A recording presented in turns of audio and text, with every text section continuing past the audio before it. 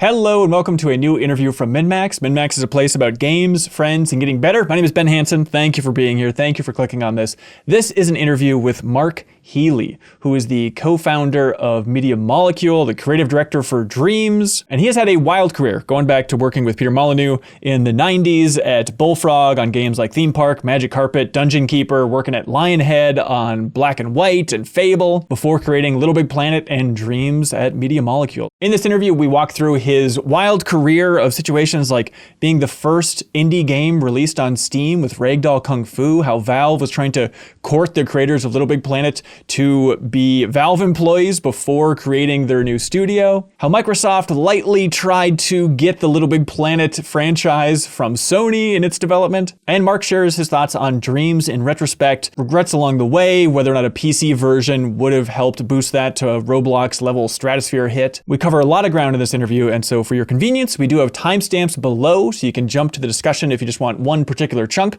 But if you enjoy those timestamps, if you enjoy these long form interviews, if you enjoy the insight from this interview, you can help support independent games media directly by hitting subscribe on YouTube. Small thing for you, huge thing for us. Or if you really want to help support this content, you can share it online. That's also huge. And specifically, you can go to patreon.com/MinnMax with 2 N's, support independent games media on Patreon. At the $5 tier, you get the podcast version of this interview, all of our other interviews, early access to the MinnMax Show podcast, a ton more stuff in there. So patreon.com/MinnMax with 2 N's. But without further ado, here's Mark Healey. Mark Healey, welcome to MinnMax, sir. Hello, how are you? Oh, doing really well. Thanks for being here, man. What does your life look like these days? 1 year after leaving Media Molecule.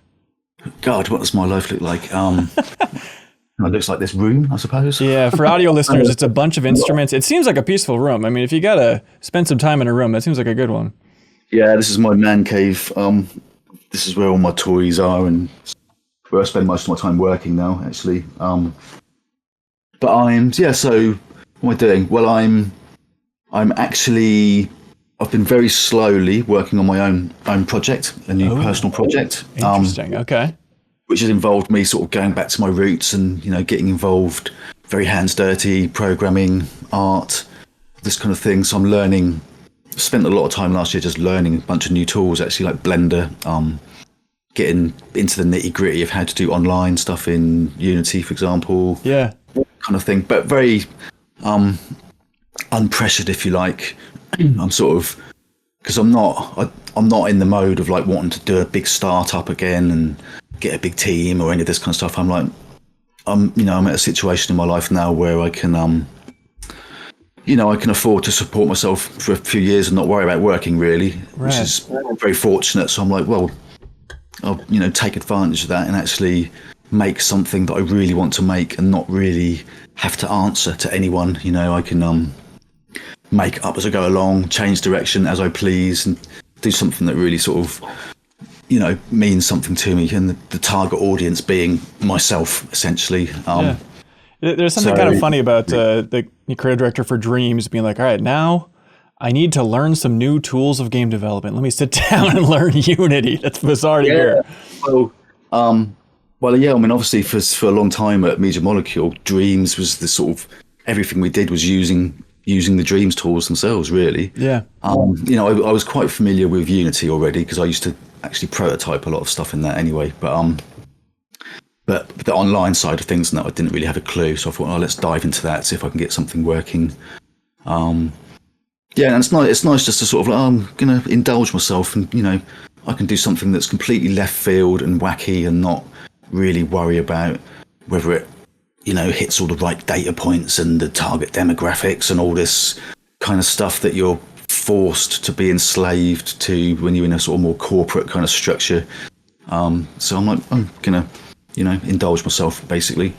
And so at some point you'll release this smaller project, and it's going to be then just like on Steam as the second game from Mark Healey on Steam, and the last one being Ragdoll Kung Fu in 2005.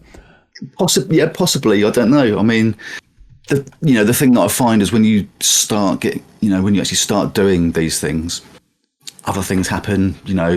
There's been quite a lot of people get in touch with me from like various investors and other startups that have been really in trying to entice me, and sort of mostly politely declined, actually, but weirdly they sort of keep cropping up, and they all seem to be interlinked with each other. So maybe it'll all come together somehow in some big mega project again.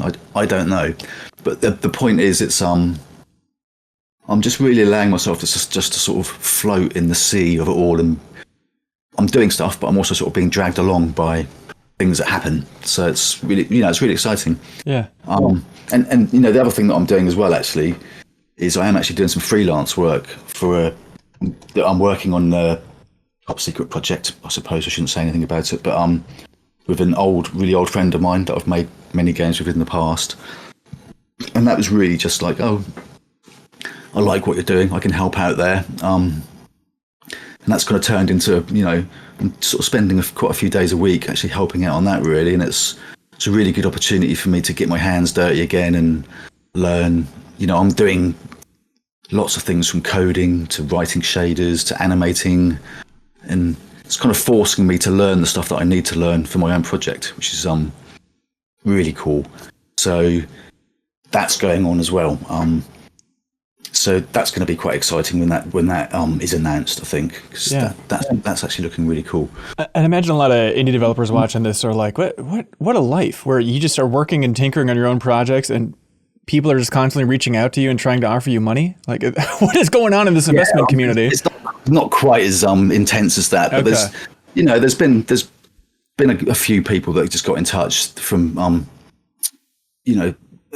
investors essentially that were keen to sort of get involved in any new startup that I might do, which is very flattering. Obviously, it's really cool. But I've kept a dialogue with those people because they seem like nice people, and I figure it's good to sort of keep my foot in the door there in case I do want some help in the future. But now I'm very adamant that I don't want anyone having any kind of power over me at the moment. It's like, because the minute you take money off someone, suddenly I feel like really obliged to keep them fed with stuff, and I'd be reluctant to change my mind about what I'm doing because they'd probably get nervous. So I'm like, no, don't really want to get anyone involved until it's very clear what it is I'm making. And at the moment, I'm just enjoying experimenting and sort of making things up as I go along. So, I'm a very fortunate position to be in to do that.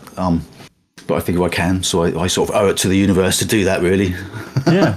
I mean, after 17 years of Media Molecule, that's what you're craving is, I don't want anybody telling me what to do. I don't want any financial pressure.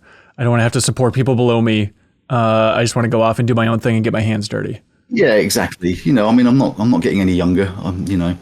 If I'm lucky, I've maybe got another 20 years on this planet or something. So I'm, I owe it to myself to do something that really means something to me. And, when you're working in a more, Media Molecule, when we started, obviously we were a smaller indie team, really. But as we got more entrenched into Sony, there's more pressure to sort of, make the money people less nervous about what you're doing. And because obviously we spent a long time on Dreams. Yeah. That was a mega ambitious project. And I'm really proud that we managed to make that happen, actually. But obviously it wasn't the huge financial success that it kind of needed to be, really, to justify the amount of time we spent on it. And so there was a lot more pressure to do something new that was a bit more safe, I would say, which is, it's not my cup of tea. So yeah. Well, why'd you end up leaving after so many years? It was, I had been there a long time, 17 years. And, we did LittleBigPlanet 1 and 2. And the dynamic then was very different. It was, very much, obviously we did have the concept of producers and executive producers and things, but I would argue that it was led by the creators and the artists, really. And then, sort of towards the end of Media Molecule, I feel like that dynamic changed quite a lot, I would argue. So there was a lot more having to sort of justify things and look at data and work out, the kind of stuff that big corporations have to do, really, because they're spending so much money on stuff. So I understand that. I don't hold it against anyone or anything, but it's just not my cup of tea, really. I started to feel a bit like it's not not enjoying myself anymore. So it's time for me to move aside, let the people that care about and enjoy that kind of stuff get on with it, and I'll go back to being this crazy dude who's going to make stuff that probably offends everyone in the universe. It's an interesting strategy for life, I suppose. It's interesting to hear you talk about executive producers, money people running the show by the end there. The last game you guys released was Dreams. I mean, it's one of the wildest games ever. If that's what it looks like for the corporate oversight, like, good Lord, that's not so bad. I mean, I think that's the thing. The Little Big Planet obviously gave us a lot of rope, because that was incredibly successful, especially for such a small team that we were at the time. And that gave Sony the confidence to give us a lot of rope and just go off and do our own thing, really, which is exactly what we did. But it came to a point, I guess, where it's like, okay, well, that was fun, kind of, and it's cool. It's touched a lot of people, but it wasn't really. There was a lot of mistakes that we made, I would say, with it, especially it being a console game. So I think now the pressure was on to do something that people can have a bit more faith in on a console, I suppose. I mean, I have to be careful what I say, actually, because I might get dragged into saying things I don't want to say. But it's just I 17 years of that kind of thing was enough for me. It was like time to move on. Sometimes it's just time to move on, don't you? So that's what I did. It was the cosmos, I think, just different things happen at the same time and coincide, and it's just like, this isn't any one particular person's fault that this has happened. It's just time for me to move on. Yeah, it's simple as that, really. I mean, do you in a time traveling perfect world, would you go back and focus on PC development for Dreams, make that the primary platform? It was definitely more suited to PC, actually.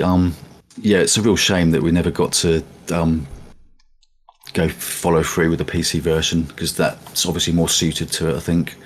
I suppose the thing that I probably regret most about it was not integrating multiplayer online from the start.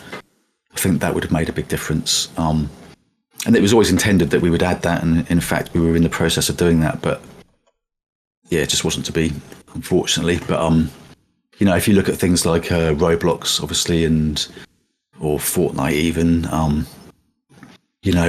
don't think they'd really work without their online element. And, that's what Dreams was really missing, in my opinion. So I think that's the biggest regret. Yes. Yeah. Absolutely. And so you were working towards it, but just not enough of a runway in front of you to make it happen. Yeah, those things happened. Things happened, basically, and sadly it didn't get to see the light of day. We had it working, we had the sort of basics of it actually working and stuff, but with most game development, you can sort of make what feels like a lot of progress very quickly, but then tying up all the loose ends and actually making it into something that's releasable takes a shocking amount of time, unfortunately. So, and we just didn't have that rope anymore, is my perception of it. Someone else might tell a different story, but that was what it felt like to me. Yeah, I think that's fair. I mean, it's the team over there did such an amazing job. I love Media Molecule. I love Dreams. Try to champion as much as possible, because it's a fascinating, awesome project that got out there in the world.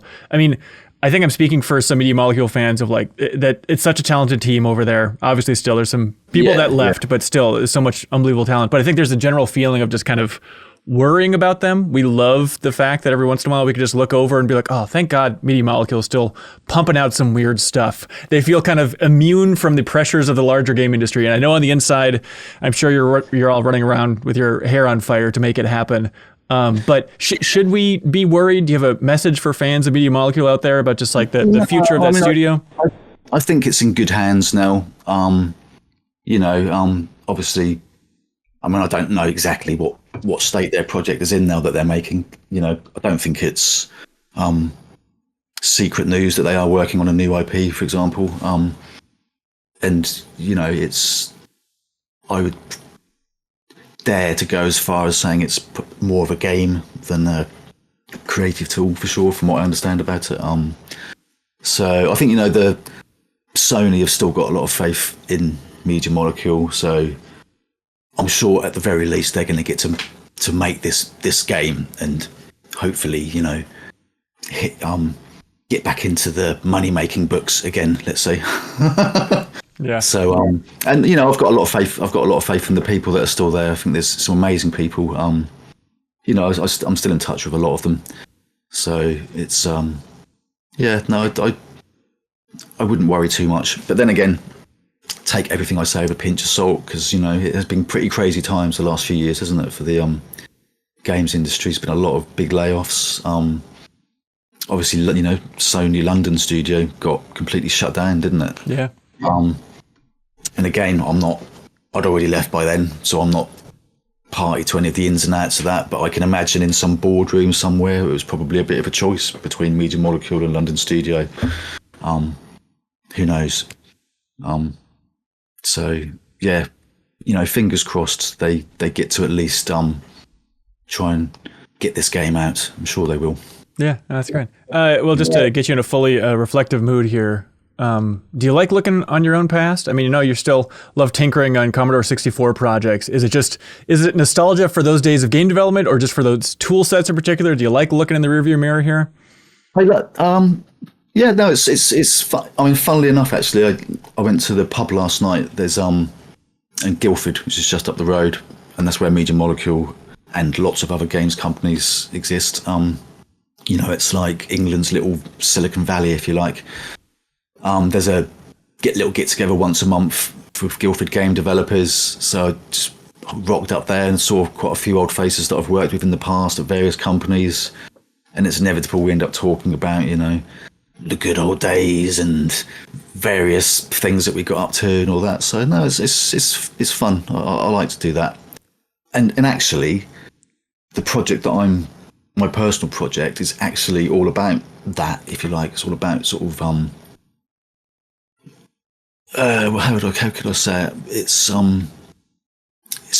like a big kind of tribute to history and nostalgia and the past and a sort of respect, if you like, for the history of computer games and art and lots of things, and old people as well, like myself. Finally, let's celebrate some old people. In kind of a documentary sense, or more just it's a throwback experience and you want to give the vibes of kind of the history? Yeah, again, take anything I say with a pinch of salt, because I'm liable to change my mind every 2 seconds, but I've been quite consistent with this in terms of how it's building up in my head. And certainly from a sort of if there's a narrative that I'd want to build into it, it is very much about how a lot of stuff that we do today is built on the past, and as just a sort of respect, if you like, for art and artists of the past, going right back to sort of like Renaissance type things, and even ancient Rome and Greek and all this sort of stuff. So there's a lot of exciting ways that I can sort of integrate that into a narrative, but also the kind of visuals and the general theme of what you're actually doing in the game. I mean, there's a PC game that I really loved, actually. It came out a few years ago now. Procession to Calvary, I think it was called. Who's it made by? A guy called Joe Richards, something like this. Sorry, I forget his name. But so it's like a point and click adventure game, really. Fairly standard, if you like, in its mechanics and things like that. But what I really loved about it was the art style is all literally Renaissance painting, art and paintings. He's literally like taking Renaissance art and just kind of chopped it all up and animated it in a very sort of Monty Python, Terry Gilliam kind of style. And I love the humour in it, but I just also love the idea that he's taken that actual kind of art from the past and sort of remixed it and done this really funny stuff with it. So that's really inspired me for what I'm going to do with my thing, actually. Yeah. So yeah. And I'm not accusing you of being an egomaniac, but it is interesting that the theme of this project is kind of like, connecting the roots of art, even if that's going back to the Renaissance or going back to Bullfrog, just like appreciating where these things came from. Yeah, and it's, I mean, when I talk to people that are a similar age to me, I'm early 50s now, that have kind of grown up with the games industry, which, you know, kind of began when I was a teenager in my mind. There's, you know, there's a lot of nostalgia that we sort of, like, you know, I've got an arcade cabinet upstairs that's got like, you know, it's got an emulator thing in it. I think I've literally got like 100,000 games on it or something. It's basically the history of computer games in an arcade cabinet. Everything from the, you know, really early Atari games and the arcade games up to about PlayStation 2 era or something like this. So it's fascinating just sort of delving through that and looking at some really old games and things. Probably spend more time playing those games than I do modern games, if I'm honest with you. So yeah, I don't know. It's hard to resist being that old man that wants to talk about steam trains and the good old days and things. And I just really like the idea of, you know, sort of integrating that into a game experience, because I think it would certainly appeal to me and possibly appeal to people that are, you know, similar age to me. Hopefully some younger people as well, who knows. Yeah. Do you have a period of your career that you think about the most? Maybe it's like the most exciting period of your career? You know, if I'm I'd like to say to myself now, really, because I am really excited about what's happening around me and what's going on. But I also do look back at lots of things, probably with rosy specs, because there was, you know, the reality there's always stresses and trials and tribulations and things. But you know, certainly the very first early years when I was getting into computer games, the Commodore 64. I don't know if your viewers would even know what that is now, but it's that was my first love, if you like. I got a you know, Commodore 64 for Christmas in like, God, it would have been like 1983 or 4 or something like this. And yeah, you know, I was hooked straight away. I was like, wow, I can make things move on the television. This is like magic, you know. And that was when I really felt the excitement that I felt back then is something that's kind of stayed with me, if you like. And it was actually a big inspiration for things like LittleBigPlanet and Dreams, to be honest with you, because it was all, you know, the joy that I used to get or still get from making stuff and sharing it with people and them reacting to it, and it makes you feel like a magician in some ways. So, you know, LittleBigPlanet and Dreams was very much about sort of like other people can experience that as well without having to, you know, learn all that really annoying stuff like programming and blah, blah, blah, blah, blah. So, yeah, so I'd say definitely the sort of 80s, 90s, I've obviously got a lot of fond memories, for sure. Yeah, I found an old interview with Peter Molyneux, who you worked with for, what, I mean, a decade? How long were you working with Peter Molyneux? Oh, yeah, God. I think I actually tried to write down some dates here because I always forget. But so I went to Bullfrog in 93, 94, I think, was when I started at Bullfrog. And then I was probably there until about 2005, 2006 or something. So yeah, good 10 years at least. Okay, Bullfrog to Lionhead, that was the transition. Yeah, that was both Peter Molyneux. Yeah, I really got on with Peter. I still hang out with him now. And yeah, that was a brilliant period actually, because up until then, you know, I'd been doing Commodore 64 and some Amiga, Atari ST kind of stuff, but it was always very, you know, it was based on my passion for doing it. I wasn't really getting paid very well, and often I wouldn't get paid at all, or it was just. But when I went to Bullfrog, it was the first time I felt like I actually had a proper job in the games industry. I was getting like paid every month, and I had a pension and all these weird things, and I was like, oh my God, this is amazing. I'm getting, you know, I can actually commit to renting an apartment and still carry on doing what I love doing. So, and you know, there's a lot of people that I'm still friends with now that I met back then that were, you know, really cool people, did some really cool stuff. And, you know, some of those people have gone on to do, you know, phenomenal things. You've got like, you know, I even got to work with Demis, for example, who founded Google DeepMind, who's now like, you know, mega Tyrell Corporation kind of boss dude. Obviously Alex Evans, who's, you know, I formed Media Molecule with, you know, Kareem, and just all these really amazing people. John T. Barnes was a really good friend of mine for a long time, who ended up being, big dude at Bungie for a long time. So yeah, I just feel so fortunate, really, that I got to sort of, mix and kind of collaborate with these just amazing people. So yeah. So I found an old Molyneux interview where he's talking about the development of Black and White, and how apparently at some point he really insisted that the giant creatures should have realistic genitals on them. And Peter Molyneux said, quote, in this old IGN podcast, "The artist that modeled the genitals ended up going completely insane. He threatened to knife me. Absolutely true story." He went on to found Media Molecule, a chap named Mark Healey. Oh God, I never threatened to knife him. God, he likes to exaggerate. He gets so excited. Peter Molyneux? I think you must be mistaken. No, well, he gets very excited. He loves what he does. But no, I never threatened to knife anyone. But I did go a bit. It's true that I did go a bit mad, actually. Well, I can see how in other people's eyes I probably went mad. I did have a bit of a yeah, there was a very strange period in my life when I was I'd actually I won't talk about it too much because everyone will think I'm mad. But I actually did have this basically I really messed my back up. Okay, I really hurt my back. I had a couple of slip discs, and anyone that's ever had that will know how horrible that is. It's incredibly, you're just in agony all the time. And it, it can send you on a bit of a soul-searching mission, and so it kind of, it's heavy on the soul, I would say.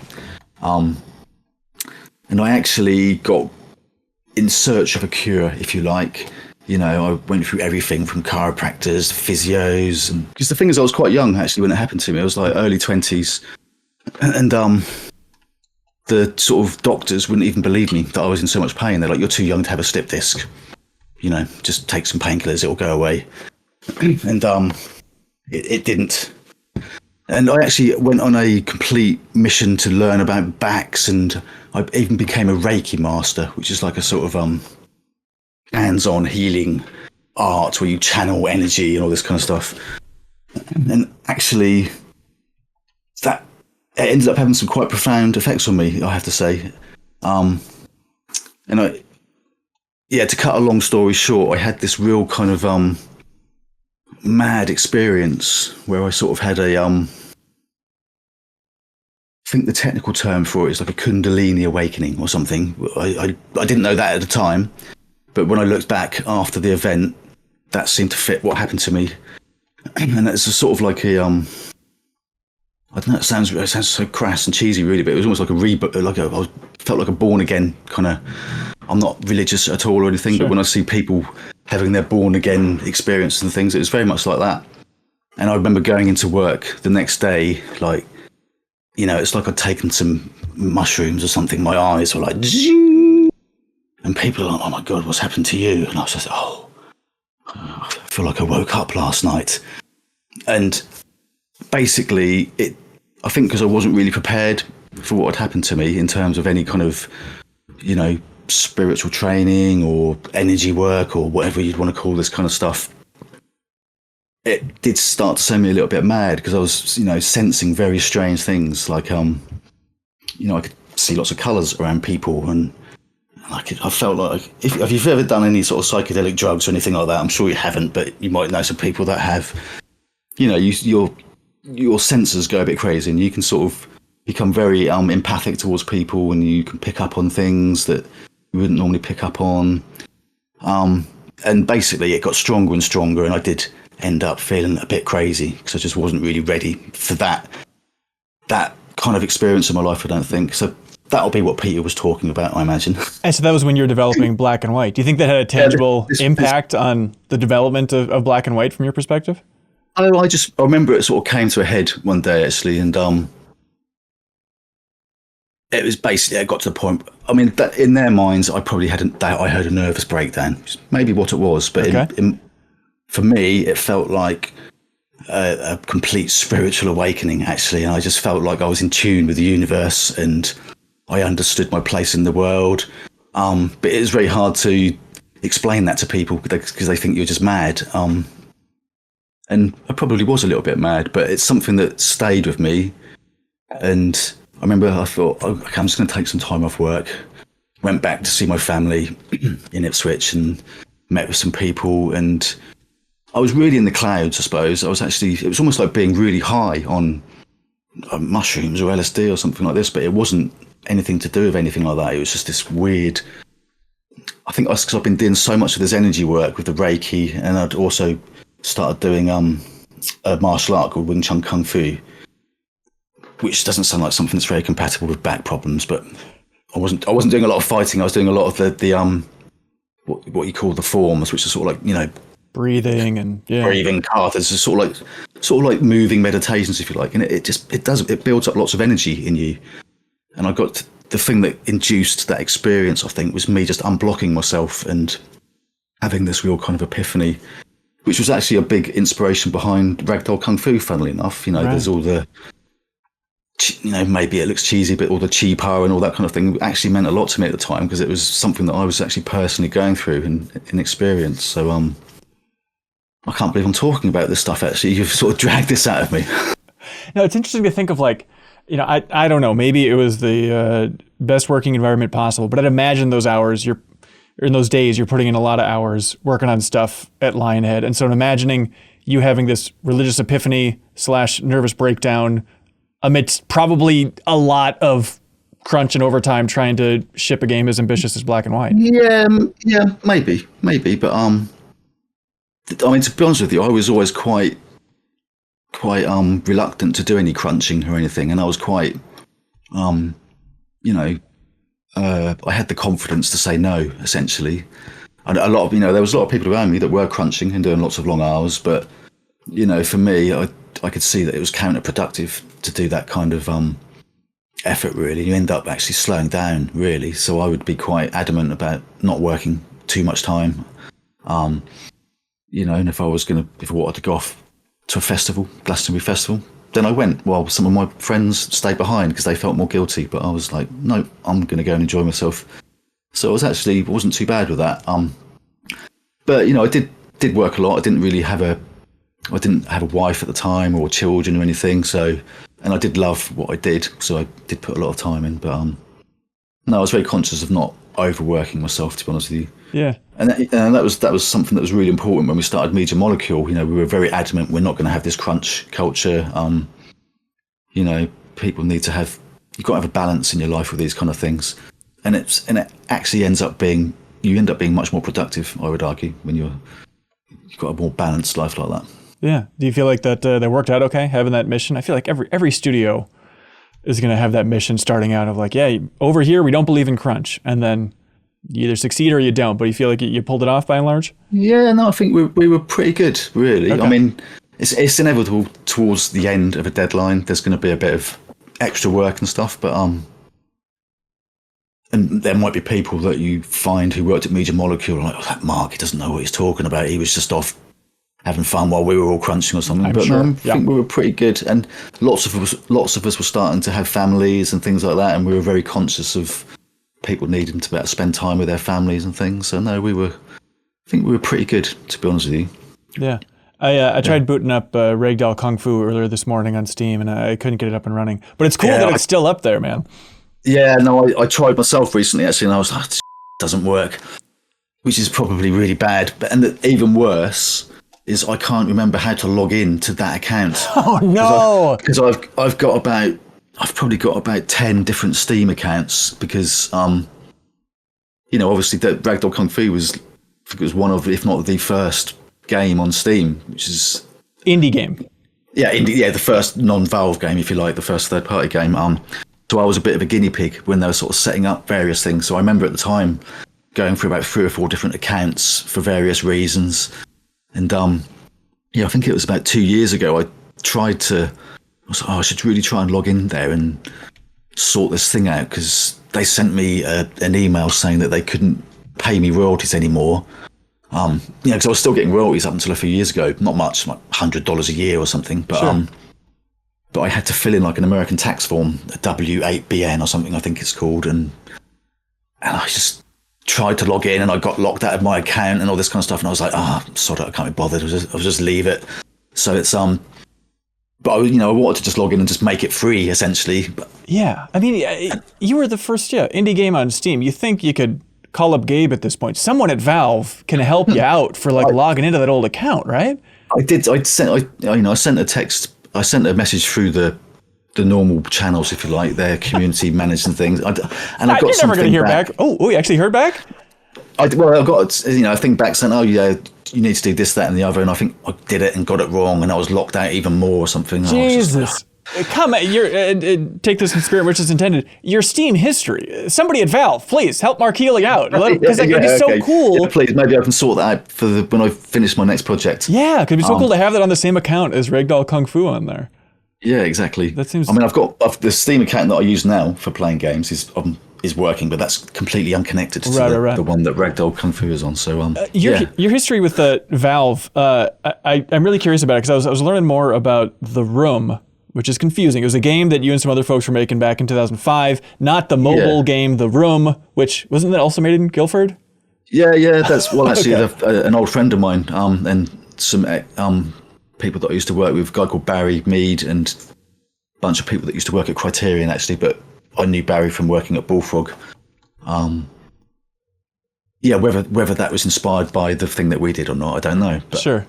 I would argue it probably was, because it had a similar sort of vibe and aesthetic, but maybe that's coincidence. Right. So it wasn't really a game though, but the thing that we did wasn't a game. That was more of a tech demo, really. That was that was with Alex Evans. You know, he was the technical director that co-founded Media Molecule with, who was and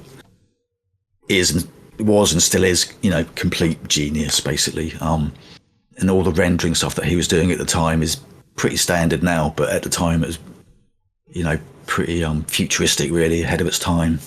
So it was just an excuse for him to sort of show off his graphical and programming chops. And we got on really well. And I was the artist for him basically. So I was putting in lots of ideas there, and we did this very trippy, self-indulgent kind of tech demo, really, that to give Peter credit, he just let us. He let us go off into a room and just make something cool, essentially. And own it. Well, it would have turned into a Lionhead project eventually, I suppose. And I think they probably used it at least to sort of show to, potential investors at the time, to show off that, look, this is how cool our tech department is or something. But there wasn't really a clear game there that we were making. It was just sort of, let's just indulge ourselves and make something up as we go along. Yeah. So I heard that Valve was interested in picking up The Room, though. That's part I was confused about. Like, it wasn't a Lionhead project, or was it something independent? Because that was round about the same time that I made Ragdoll Kung Fu. So I'd already had obviously had some conversations, and I went to Seattle to meet Gabe Newell and the team to talk about Ragdoll Kung Fu. And I think I showed them, or was it me? Did I go with Alex or something? I can't remember but I ended up showing them a little bit of that demo anyway, and they were obviously really excited about that, and they wanted to. It wasn't so much that they wanted to take on that project. I think it was more that they wanted to ask me, Alex, and another guy called Dave, who was also another co-founder of Media Molecule, who was one of the people that made that demo. They were interested in just hiring us as a threesome, if you like, to come and do some cool stuff at Valve.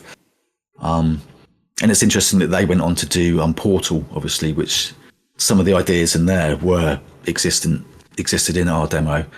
And our demo was much cooler, I would argue. The portals in our demo were amazing, actually. Really trippy.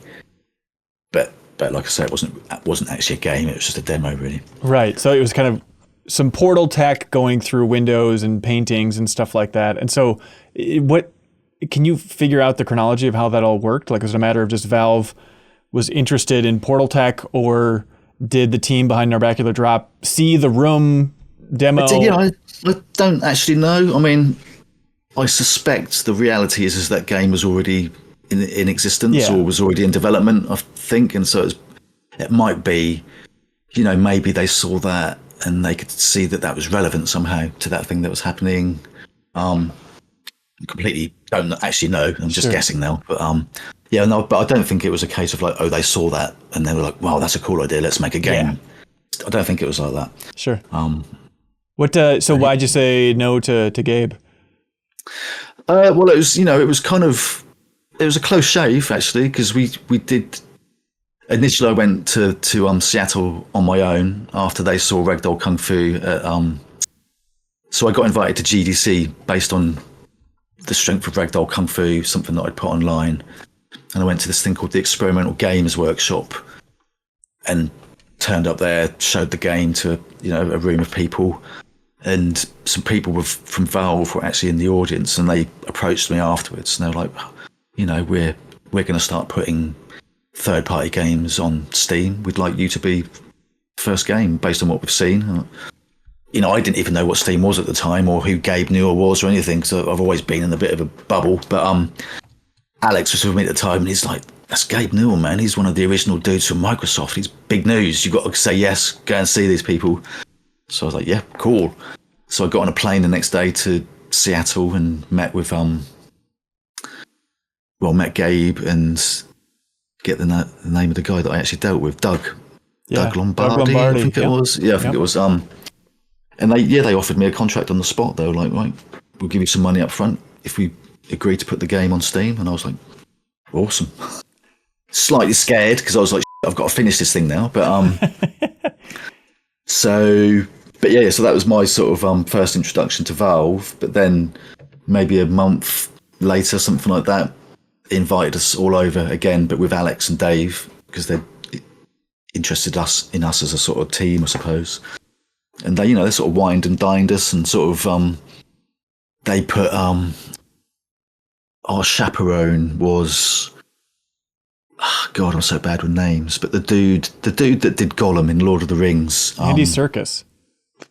No. Yeah, not Andy Serkis, not the actor. Sorry, the guy that actually did the CG model of it. Oh, I don't know his name. No. There's a guy that did a lot of the sort of tech and actually modelled Gollum, was working at Valve at the time, and he was really trying to entice us to go over there, saying how amazing it was, and it did look really exciting. So that was, we even had our contracts ready to sign. We were going to go over there, but it was kind of that or go and do our own thing, go and start our own company, Media Molecule, and we chose to do that instead, essentially. Wow, just for the spirit of independence and piracy. Yeah. I think the reality is I probably wouldn't have wanted to move to America, actually.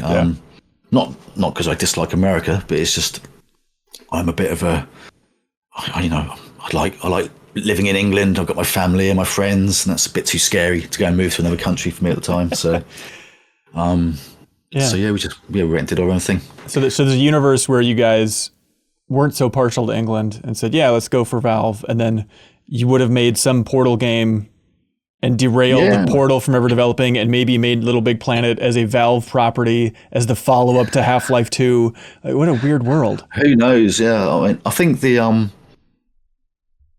if I remember rightly, Gary's mod was sort of a thing at the time, or in its infancy or something. I've got a feeling that might have been what we went on to, because we did talk, even though we hadn't formed Media Molecule, we were very into this idea of user-generated content and that sort of stuff. So I guess that would have been a natural fit at the time. Who knows? Yeah. Just to jump ahead a little bit then, LittleBigPlanet started out called Craft World. Yellowhead was the star of that whole thing. What was that courting process like? You're making this funky project. Who was knocking on your door to try and sign you up? So how that all came about really was that room demo that we were doing at Lionhead was basically myself, Alex, Dave Smith, and Kareem Atouni, all in a room together, just doing that. So we had our own little mini universe going on, if you like. But we knew that it was going to be time to move on. We were either going to go and start a company or go to Valve, whatever. And Lionhead was going through a lot of crazy things at the time. I think they were about to float on the stock market or something like this, and I don't know, stuff that went over my head, but it was a bit of a weird time. And basically, an old friend of ours who worked at Sony at the time, Pete, he basically got in touch with Alex and said, "Look, I've got you an interview. I've got you a meeting with Phil Harrison next week. You can go and pitch something if you like." And we were like, okay, that's cool, but what are we going to pitch? And it was so Dave had for quite a lot, for some time had been working on this like 2D physics engine, this personal project that could handle lots of different objects all sort of colliding off each other nicely and all this kind of stuff. So we sort of basically decided, right, let's use that and take some of what we've learned from Ragdoll Kung Fu, believe it or not, with the sort of fact that you can sort of perform and act with your characters, sort of munge that together somehow into what became the Yellowhead demo, really, which was the main, that was all the coding on that was Dave, by the way. And then me and Alex sort of injected our various bits and bobs, and we ended up turning that into a sort of a presentation, if you like, we thought we're not going to go to Phil Harrison with a PowerPoint presentation. We know that he sees a million of those every day and it's really boring. So we actually built like a whole little presentation within this, Dave's physics. I can't remember what he called it at the time, but that's what became the Yellowhead demo essentially. But we put it together really quickly. It was literally in about the space of a week or something.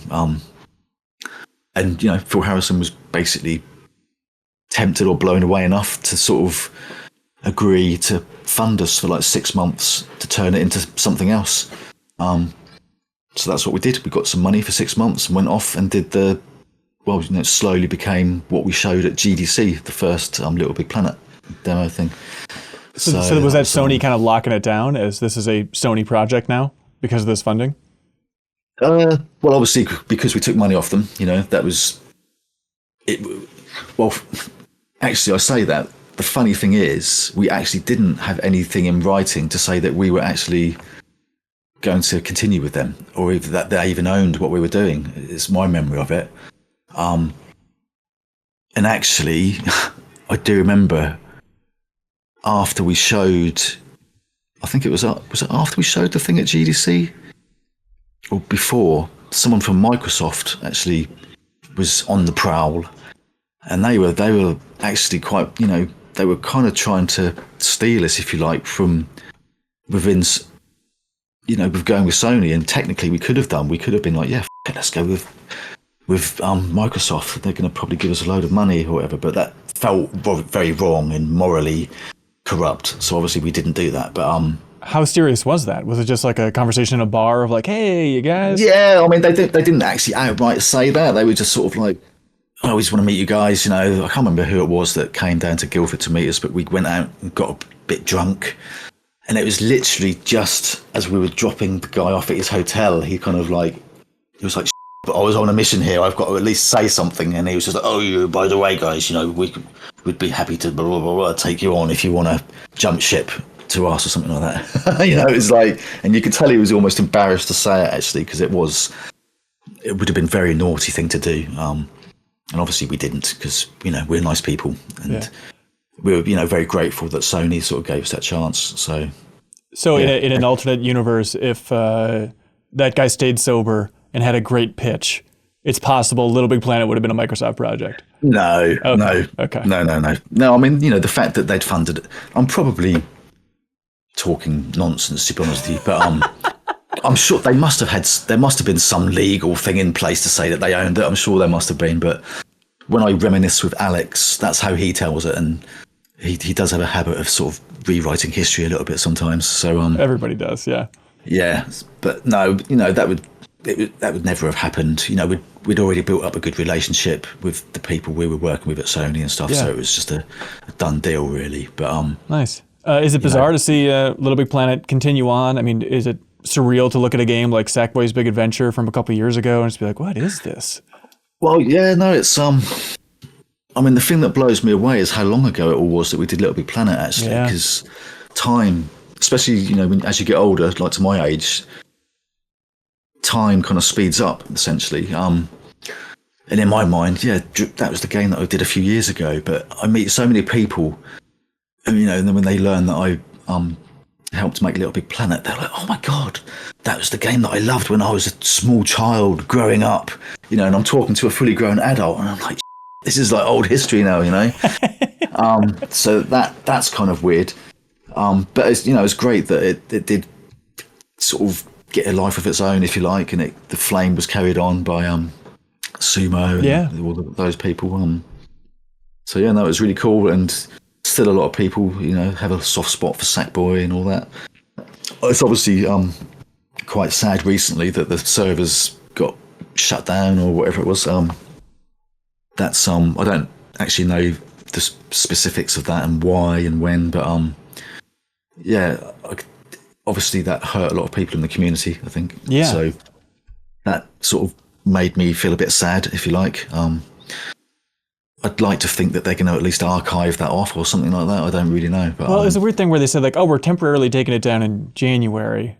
And then they just said, actually, it's going to stay offline forever. So I don't know if that diminished the chances of kind of saving some of that content that was in Little Big Planet 3. Yeah, I've got no idea, but there's a lot of content in there, and I mean, I'm not sure of the technicalities of it, but it's the size of external hard drives that you can buy today. I'm sure it would probably all fit on 2 or 3 of those or something. So it's not like it needs the Pentagon or something to store it all. So yeah, but like I said, I don't know. I've got no idea what the reasons are behind all of that, but it does feel a bit sad to me that there's a lot of memories that people have got with all of that and that sort of thing, and I can't help feeling it would sort of destroy a little bit of faith, if you like, and people wanting to sort of commit and put time into those kind of things again in the future. I feel like that's a bit of a So yeah, who knows? I don't know, but that I felt the pain. I felt the collective pain when that news hit, which is quite sad. Yeah, it's kind of a 1-2 punch too. I don't know if you saw that. Nintendo filed a cease and desist for all their stuff that's in Gary's mod as well. So Gary's mod has been stripping out all Nintendo stuff, but I mean, there must be a world you're familiar with. Did you ever get like a poke from Nintendo or Microsoft, be like, hey, a lot of these Dreams games are just Banjo-Kazooie. Could you do something about that? Yeah, I don't know. I was always a bit separated from that kind of stuff. I've no doubt there probably was some stuff, but I mean, because Dreams never got really huge, like, it wasn't like Roblox or something like that. Right. Maybe if it had got to that kind of size, there would have been a lot more of that, but maybe because it was a bit more in the fringes, they were sort of like, we'll tolerate that for now, or maybe they weren't even aware. Who knows? Yeah. But I mean, there was some sort of, even now I still see, I forget the name of the developer now. Is it Elka? I think his name is a Dreams user. He's been doing like a fan-made Avatar game. Oh, awesome! For lots of time, and I think the people that actually made Avatar got in touch with him, and they sort of endorsed it actually, and kind of encouraged him to carry on with it. So that was the sort of opposite of that, if you like. Yeah. For that kind of thing. Oh, that's so sweet. I wanted to ask, LittleBigPlanet Hub, the kind of free-to-play version of Little Big Planet, was that a Media Molecule joint? I know it never saw the light of day. I knew nothing about that. I think that was post us sort of, we did Little Big Planet 2 and then kind of moved on to do some other stuff. And some people at Sony were sort of running with it. I think it came from that universe. Okay. So I had no knowledge of that. That's so odd. Did I see this online somewhere that you originally thought about making the first Little Big Planet free to play? Was that a consideration at any point? That was probably talked about, I imagine. I mean, I imagine that probably would have been something that Alex was probably more vocal about, because I felt like he always lived in the future more than any of us, and he could probably see that sort of thing coming down the line. But no, I don't think that was ever really seriously considered that I know of. Yeah. No. It must have been exciting wrapping up Little Big Planet 2. Is that just the sweet spot of game development of like, all right, let's get prototyping. We could go anywhere, baby. Well, I mean, the obviously that basic concept of sort of empowering communities to make their own games and share stuff with each other was a big driving force behind Dreams. Yeah. I mean, at one point I was actually pushing for Dreams to kind of be a continuation of the Little Big Planet franchise, really, as in, I would like to have called it Little Big Planet 3, really, or 4 or something, and had Sackboy as a central character in it, because I was certainly aware of how important Sackboy and the game that we put in there in Little Big Planet was a big part of its success. Not obviously the create tools were the thing that gave it its long life, but without Sackboy, I don't think it would have happened, you know. So I was quite aware that it was important to have something like that, really, but I wasn't that pushy about it, and it kind of got talked down by various people for whatever reason. So it seems bizarre. You're supposed to be the artist on the team that's saying, let's create something new. We don't need some mascot to sell this thing, but suddenly you're the corporate man. Like, well, you got to slap Sackboy on this thing. Yeah, well, no, I don't know. I was just aware that you know, that Sackboy had touched a lot of people for whatever reasons. Like my mum adored Sackboy, and she knows nothing about computer games or anything. And I was just aware that that was actually a big part of Little Big Planet's success, not all of the stuff that it sort of gave it its long tail and all that kind of stuff. And I just felt like, why would we not do that kind of thing? So, but I wasn't that passionate about it. It wasn't a big idea that I pushed and got knocked down. It was more like I mentioned it a few times. Don't you think we should do this? And people were like, no, we want it to have its own identity, this new thing. So, it's Sony people or Media Molecule people? No, that was more internal, within Media Molecule, really. But because, you know, although I had the title of creative director at the time, it was actually quite a flat structure, really. Sure. You know, I was definitely never one to sort of pull rank or anything like that. I was just felt like I was working with people. It wasn't that I had a team of people working for me or anything like that. So yeah, I wasn't trying not to be too pushy with that kind of stuff. Yeah. So I visited Media Molecule in 2018 for the Game Informer cover story trip on Dreams there. And I remember it was like you guys were so excited. Naturally, the project was nearing the finish line, and it was the whole idea in that phase of like, I think we can have like a Dreams section on the PlayStation Store where people can create their own stuff and then sell their own stuff, and then we could get a cut of that, and then that'd be the golden ticket for us forever. How close was that to seeing the light of day? I don't think it ever came close, really. I mean, that was certainly something that myself and Kareem were really into. Yeah. And in fact, we used to refer to it as the golden ticket, as in, you know, we loved the idea that the best creations in Dreams, if you like, could be plucked out and actually, you know, sold on the PSN store as standalone games, essentially. Right. And certainly the tech for Dreams was built to be able to do that. But yeah, for whatever reasons, it wasn't a goer, which I felt was a shame, really, because there were some things in Dreams that appeared that I felt like, you know, did deserve to exist in their own right outside of that kind of ecosystem. And it's just the legal framework kind of bogged it down? Yeah, I mean, we had so many discussions and meetings about how to monetize and get some sort of, you know, we used to call them kickbacks, if you like, but a way for creators to make money from their creations and in similar ways that Roblox do and all this kind of stuff. But there's so many legal hurdles and stuff that would just, you know, make you want to shoot yourself in 3 seconds, really. It's because I think there was some weird legal thing, you know, because we're like, why can't we just do what Roblox do, for example? Right. And we're like, well, we can't because something to do with Roblox being an American company and they can do what they're doing, but elsewhere in the world that's illegal, or I don't know, talking beyond my knowledge now, but there was lots of weird things that just Sony couldn't do for some legal reasons, was my understanding of it. I mean, obviously, I don't know the first thing about any of this stuff, but it just seems like if you've invested so many years of development into Dreams, you're looking at the success of Roblox. Obviously, now maybe to be a different story, but I don't know, this is 2016, 2015, I don't know when these discussions are really at their peak. Like, you think Sony would just move heaven and earth for like, if we could have a slice of that Roblox pie. Clearly this is where the future is going. It's amazing that they weren't willing to invest to make that part happen. Yeah, I mean, to be fair, I mean, they did support us for a long time with Dreams. Yeah. It's wild, yeah. And I think there probably was there must have been a desire to do that somehow. And there was certainly a lot of exploration and efforts put into that kind of stuff, but for whatever reasons, certain things hit dead ends and stuff that I couldn't even begin to understand, you know. But but yeah, I mean, it's a shame that didn't really sort of happen, I suppose, because I think it could have been a very different story with Dreams, actually. But you know, it is what it is.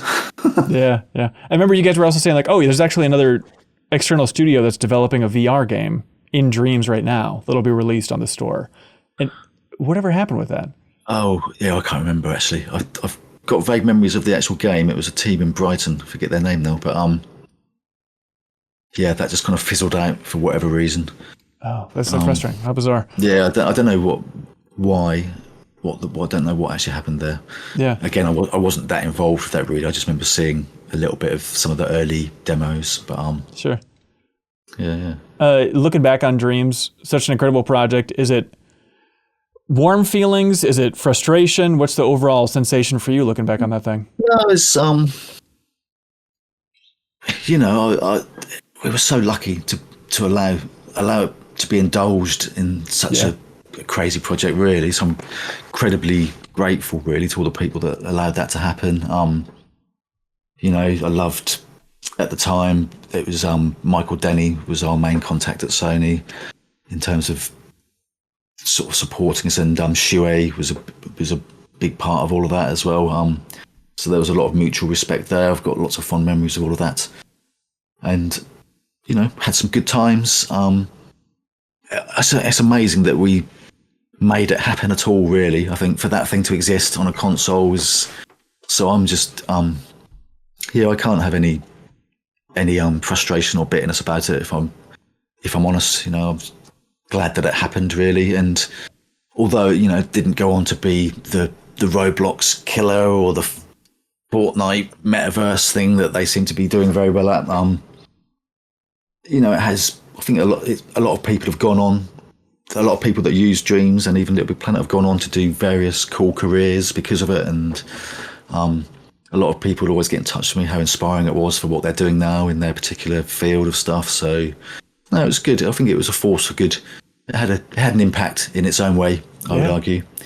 And one thing that fascinates me now actually is there's a guy called Martin Nebelong. He was a big user of Dreams, and actually he was someone that we hired as a sort of evangelist, if you like, of the tool.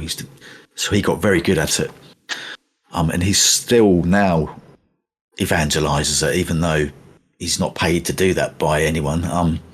And he's massively into AI as well, and he uses Dreams loads with like an AI layer on top of it to sort of, it's like, this is the future, man. Dreams like tools of an AI, so he's kind of carrying the torch forward.